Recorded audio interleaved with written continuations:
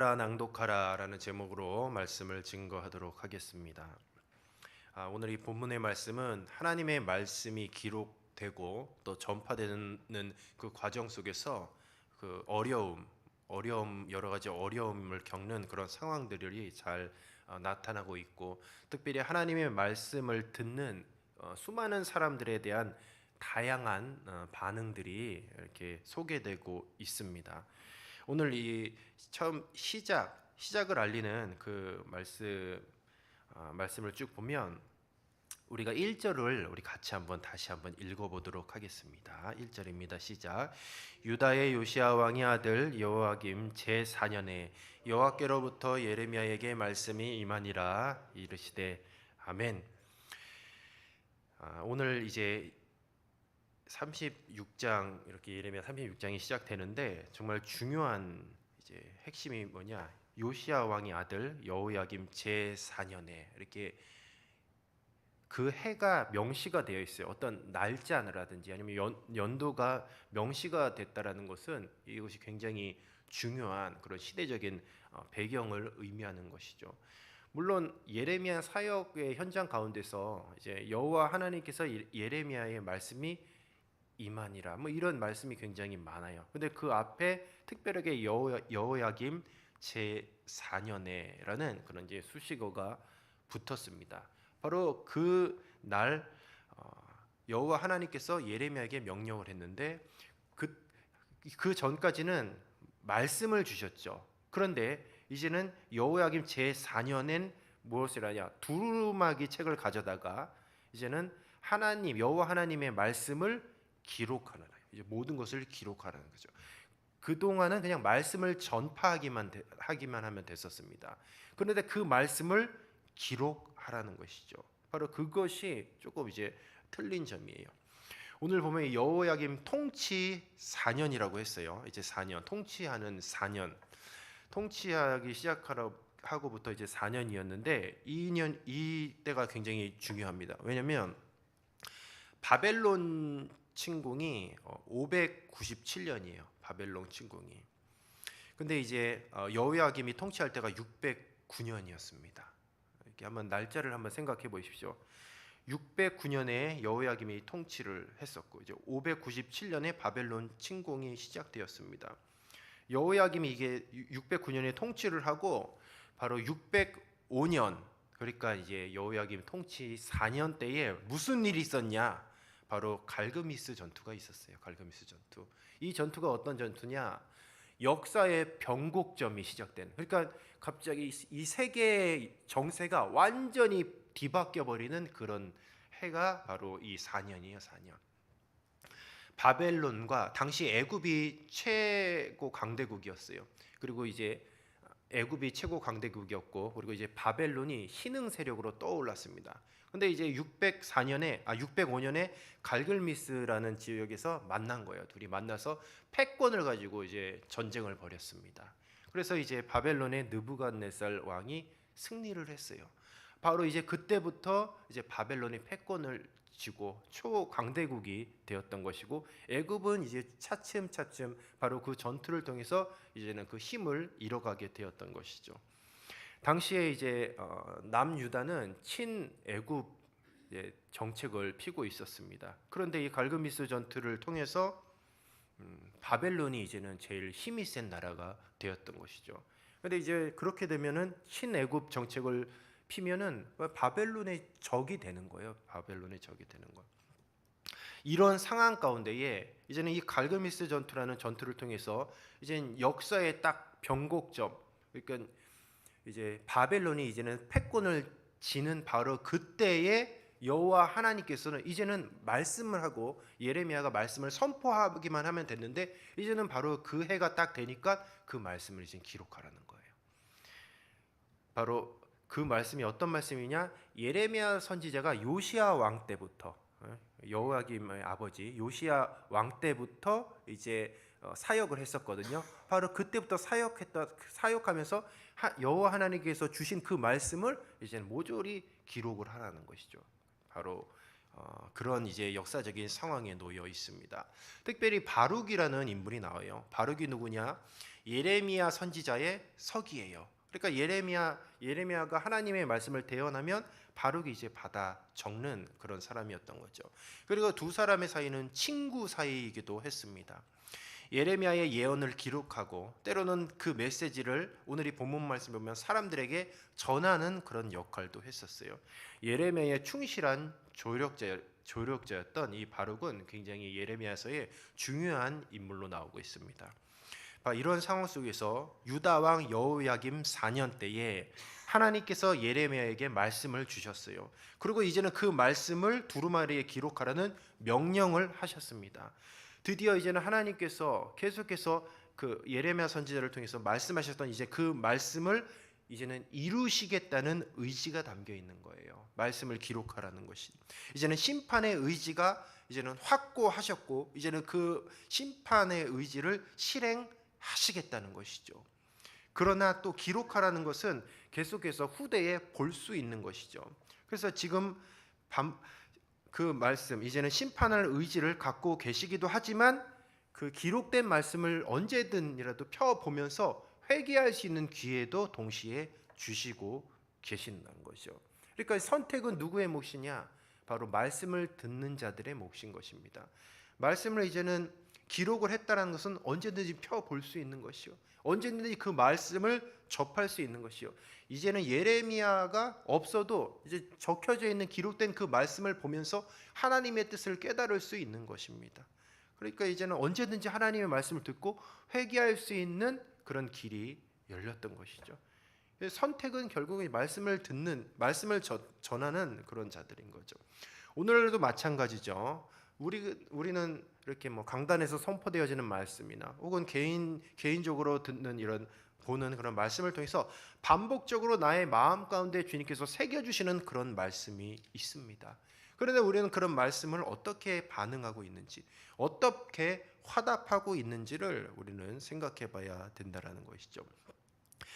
4절에서 10절은 두루마기를 작성하고 그리고 낭독하는 그런 내용이 담겨져 있어요. 예레미야는 서기관 바룩을 불러서 하나님의 말씀을 받아 적게 합니다. 예레미야는 지금 어떤 상태냐? 감금당하고 있는 상태예요. 때문에 성전에 들어갈 수 없었습니다. 그래서 바룩에게 두루마리를 가지고 가서 금식일에 성전에서 낭독하라고 그렇게 명령하고 있어요. 우리가 9절을 한번 읽어보도록 하겠습니다. 36장 9절입니다. 시작. 유다의 요시야 왕의 아들 여호야김의 제5년 9월에 예루살렘 모든 백성과 유다 성읍들의 예루살렘에 이른 모든 백성이 여호와 앞에서 금식을 선포한지라. 아멘.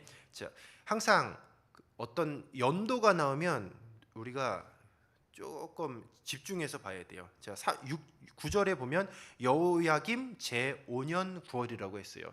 첫 1장 시절은 여호야김 4년이라고 했습니다. 그러니까 벌써 1년하고 9개월이라는 시간이 지났던 거죠. 갈그미스 전투를 통해서 이제는 그 패권이 바벨론이 패권을 졌던 바로 그 시점부터 1년 9개월이 지났습니다. 근데 1년 9개월은 어떤 일이 있었냐? 바로 1년 9개월 사이에선 이제는 바벨론이 유다를 압박하기 시작을 했어요. 압박을. 친애국 정책을 피지 말고 우리 바벨론의 속국으로 들어오라는 것이죠. 그리고 조공을 바치라는 것이죠. 이런 압박 속에서 1년 9개월이라는 시간을 보냈던 것입니다. 그래서 이제 금식일, 당시 이 금식일은 뭐 이스라엘의 3대 절기 기간이 아니었어요. 보통 3대 절기일에 뭐 이제 많은 사람들이 이제 모여서 금식을 하지만 이때는 그 3대 절기가 아니었습니다. 근데 당시 금식일이 선포되고 이제 금식을 했다라는 것은 지금 나라의 위기가 찾아왔다라는 것입니다. 지금 이제는 바벨론이 쳐들어올 것 같은 막 그런 분위기가 느껴지고 계속해서 여호야김은 왜 그런 분위기를 느끼냐? 친애국 정책을 계속 피니까 그런 어려움을 겪고 있는 것이죠. 1년 9개월이라는 이 기간 동안은 이제 바벨론의 압박을 당하는 그런 기간이었던 것이죠. 이런 상황 가운데에 예레미야가 말씀을 받고 바룩이 기록을 하고 또 그 기록된 말씀을 금식일에 백성들에게 낭독하기까지 시간이 꽤 있었던 거죠. 1년 9개월의 기간이 지난 후에, 그리고 충분히 그런 어떤 세계 정세를 이제는 볼 수 있는 그런 시간을 주고, 그리고 하나님의 말씀이 성취되는 것을 직접 눈으로 많은 사람들이 봤습니다. 예레미야가 선포한 그 예언의 말씀이 그대로 이루어지고 있는 거예요. 무엇을 예언했습니까? 바벨론의 포로로 잡혀갈 것이라고. 예? 유다는 망할 것이다. 이런 예언을 했는데 계속 그대로 이루어지고 있는 것이요. 결국 1년 9개월이라는 시간이 그냥 흘러가는 것이 아니라 바로 기록된 그 말씀을 통해서 살아가는 세상에 계속해서 이제 비춰볼 수가 있는 거죠. 그래서 하나님의 말씀이 이루어지고 있는 것을 1년 9개월 동안 지켜보고 있었던 것이죠. 그래서 영적으로 조금 민감한 사람이면 깨달을 수 있는 것이요. 그런데 여호야김은 여전히 깨닫지 못했던 것이죠. 그래서 여호야김 5년, 그러니까 주전 604년 597년에 이제 바벨론의 1차 침공이 있었거든요. 계속해서 시간이 이제 멸망의 시간으로 계속 가고 있는 것이에요.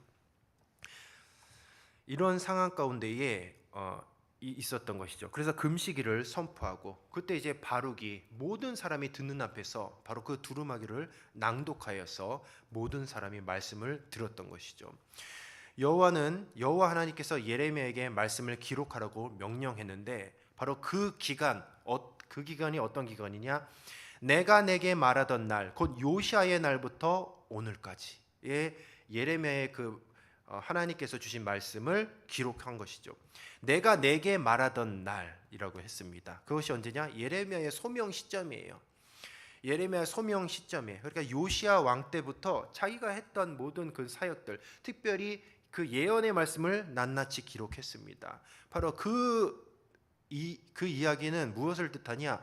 요시야의 사역, 그러니까 여호야김의 아버지 요시야의 어떻게 이 나라를 통치했는지까지도 알 수 있는 것이죠. 요시야는 어떤 왕이었냐? 선한 왕이었습니다. 요시야는 18째 되는 해에 성전 수리 작업 중에 대제사장 힐기야가 율법책을 발견하게 되었어요. 근데 이 책이 아마도 모세의 율법책이었던 것으로 추정이 됩니다. 근데 요시야는 그 하나님의 말씀을 읽고 어떻게 반응했냐? 옷을 찢고 깊은 슬픔과 회개하는 마음을 표현을 했어요. 그리고 그 말씀에 대해서 굉장히 경건하게 대했습니다. 그리고 그 율법책의 말씀을 온 백성 앞에서 낭독하도록 했어요. 이 말씀이 예레미야의 그 두루마리 기록에 이 내용까지도 다 담겨져 있는 것이죠. 자기 아버지가 하나님의 말씀을 어떻게 대했는지도 그것도 말씀을 통해서 다 들었을 것이요, 여호야김은. 그런데 여호야김의 선택은 무엇이었냐? 하나님의 말씀을 배척했다는 것이죠. 배척했던 것. 하나님의 말씀은 그래서 어려워서 순종 못하는 것이 아니에요. 몰라서 순종 못하는 것이 아닙니다. 알아도 불순종하는 것이, 알아도 불순종하는 것. 결국 선택은 말씀을 듣는 자의 몫인 것이죠. 과연 저와 여러분은 하나님의 말씀을 대할 때에 어떠한 마음의 자세로 대하는지를 우리는 오늘 본문 말씀을 통해서 살펴볼 수가 있는 것이죠. 정말 요시야 왕처럼 하나님의 말씀을 대할 때에 때로는 그 말씀이 내 마음에 찔려서 정말 나의 죄된 모습을 거울을 보는 것처럼 보여주면 우리도 마음을 찢고 주님 앞에 회개하는 그런 말씀을 대하는 자세가 오늘날 저와 여러분의 삶 가운데도 있어야 할 줄로 믿습니다. 그런데 그 말씀을 듣고 무감각하고 아무런 반응이 없고 오히려 그 말씀을 배척한다라는 것이죠. 그렇게 된다면 결국 그 하나님의 말씀을 불순종하고 배척하면 결국 그 죄값을 하나님께서는 물으신다는 것이에요. 그래서 11절부터 19절까지는 바로 하나님의 말씀에 대한 사람들의 반응이 나오고 있어요. 여기서 미가야라는 사람이 나옵니다. 미가야는 바룩이 낭독한 모든 말씀을 듣고 서기관의 방에 있던 관리들에게 이 사실을 전하는 거죠. 그 사실을 전했다는 것 자체가 마음속에 말씀을 이제는 받아들였다는 거죠. 관리들은 바룩을 불러 두루마리의 내용을 다시 낭독하게 하고 그 내용이 무엇인지를 물었습니다. 예레미야가 바룩에게 이 모든 말씀을 받아 적게 했다는 것을 확인한 후에 그 두 사람, 그러니까 예레미야와 바룩으로부터 숨으라고 조언을 해요. 그리고 왕에게 이 사실을 보고하려고 합니다. 우리가 이 말씀을 통하여서 하나님의 말씀이 전파되기까지는 순탄하지는 않다라는 것을 볼 수가 있어요. 굉장히 많은 장애물이 있습니다. 예레미야는 직접 성전에 갈 수 없었어요. 그러니까 하나님의 말씀을 전할 수가 없었습니다. 그런데 하나님의 말씀이 예레미야를 통해서 전할 수 없으면 하나님은 오히려 바룩을 통해서 하나님의 말씀을 기록하여서 낭독하게 한다라는 것이죠. 보통 하나님의 말씀을 전하다가 감금되면 어떻게 됩니까? 그 말씀을 전하는 자는 낙심하기 마련이에요. 우리가 주의 일을 감당하고 우리가 복음의 말씀을 수호하고 인생을 살다 보면 그로 인하여서 낙심할 때가 있어요. 예레미야는 자신이 처한 상황을 뛰어넘어서 자신이 못하면 하나님의 사역이 중단되는 것이 아니라 자신이 못하면 타인에게라도 하나님의 말씀을 전하는 사역을 진행하게 했다라는 것을 우리는 주목해 보아야 하겠습니다. 우리가 여러 가지 이유와 핑계로 맡겨주신 사명을 멈출 때가 있어요. 그러나 하나님의 사명은 절대로 멈추면 안 돼요. 언제 멈추냐? 주님 오시는 그날 멈추는 거고, 주님이 우리들에게 건강 주시고 시간을 주시고 인생이라는 귀한 삶을 주셨다고 한다면 주님 나에게 맡겨진 사명은 멈추면 안 되는 줄로 믿습니다. 어떠한 상황 속에서 하나님의 사역은 쉬지 않고 계속해서 지금도 이루어지고 있어요. 지금도 하나님의 나라는 확장되고 있습니다. 주님께서는 저와 여러분을 통해서 어떤 사역을 펼치시냐? 지금도 죽어가는 한 생명을 살리기를 원하시는 줄로 믿습니다. 우리는 그 사역을 쉬면 안 되는 것이요. 내가 못한다? 그럼 타인에게라도 시켜서 해야 되는 거죠. 그래서 주님께서 저와 여러분의 자녀를 왜 주셨습니까? 하나님의 사역을 쉬지 말라고, 주님의 몸된 교회를 끝까지 지키라고 주님께서 선물로 주신 줄로 믿습니다. 그래서 우리가 자녀를 양육할 때 어떤 사회의 성공을 위해서 양육한 그 목적이 아니라 하나님의 사역이 끊이지 않기 위해서, 믿음의 계대를 이어가기 위해서 주신 줄로 믿습니다. 그래서 내가 아니면 안 된다 이런 자만도 하면 안 돼요. 나는 안 된다라는 작책도 버려야 됩니다. 하나님의 사명은 하나님이 하라고 할 때까지 해야 되는 것이요. 내가 못하면 하나님은 다른 사람을 통해서 세워 주시는 것이죠. 그리고 하고 싶어도 하지 말라고 하실 때가 그 날이 온다라는 거죠. 그래서 우리는 이 사명의 자리에 세워 주셨을 때 최선을 다해서 맡겨진 사명을 잘 감당해야 하겠습니다. 여호야김은 악한 왕으로서 하나님의 말씀을 전하는 예레미야를 감금시켰어요. 또 많은 사람들은 심판을 예언한 예레미야를 돌로 쳐서 죽이려고 했습니다. 그래서 예레미야를 향해서 거짓 선지자라고 그렇게 이야기까지도 했어요.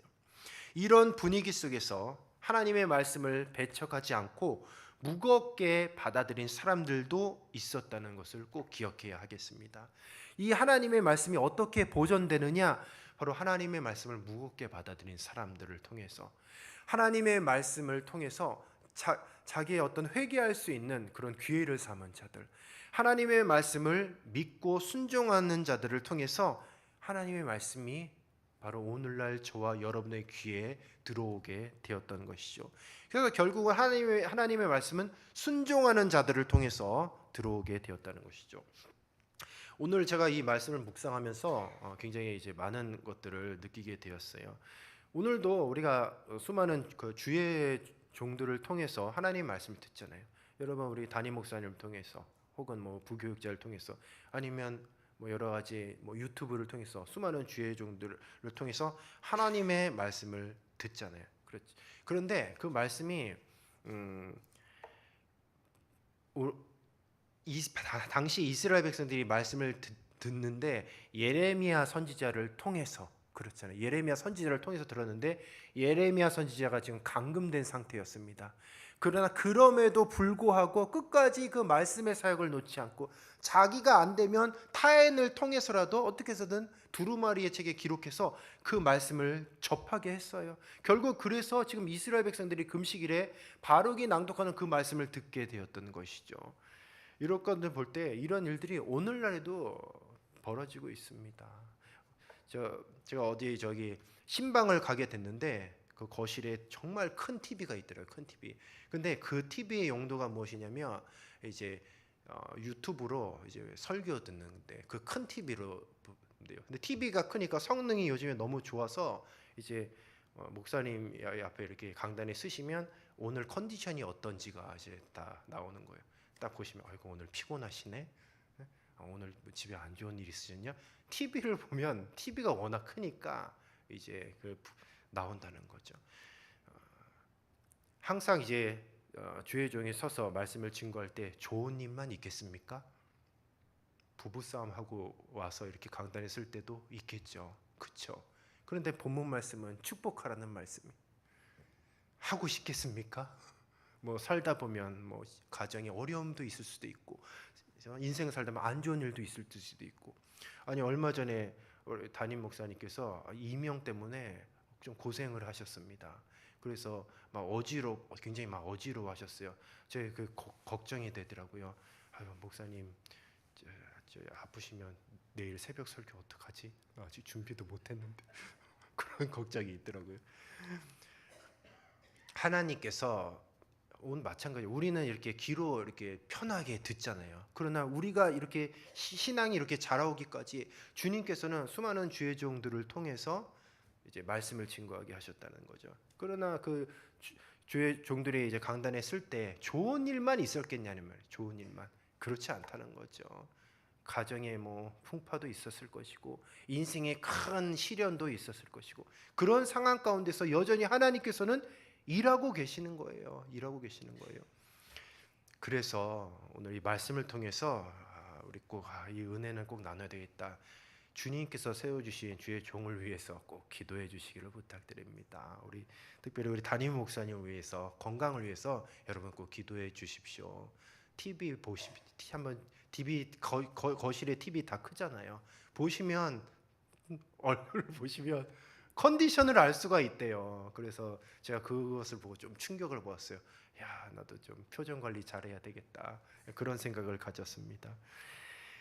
하나님의 말씀이 우리에게 들리기까지는 하나님은 수많은 일들을 하세요. 수많은 일들을 통하여서 또 여러 가지 많은 사람들의 그 말씀을 정말 무겁게 생각하고 때로는 그 말씀을 전할 수 없는 상황 가운데서도 그래도 정말 어려운 상황 가운데서 전하는 그런 수많은 귀한 주의 종들과 또 말씀을 사모하는 자들이 있었기 때문에 저와 여러분이 오늘 이렇게 편하게 말씀을 듣는 줄로 믿습니다. 물론 이제 비가 오고 이 새벽 예배에 오는 것도 쉽지는 않겠지만 그러나 우리가 이렇게 특별히 성경을 이게 보는 것도 하나님의 말씀을 통해서 수많은 이제 하나님의 말씀을 기록한 자들, 이 말씀이 기록되기까지 얼마나 많은 사람이 피를 흘렸으며 얼마나 많은 희생이 있었겠냐는 것입니다. 그 말씀을 우리는 듣고 있는 거예요.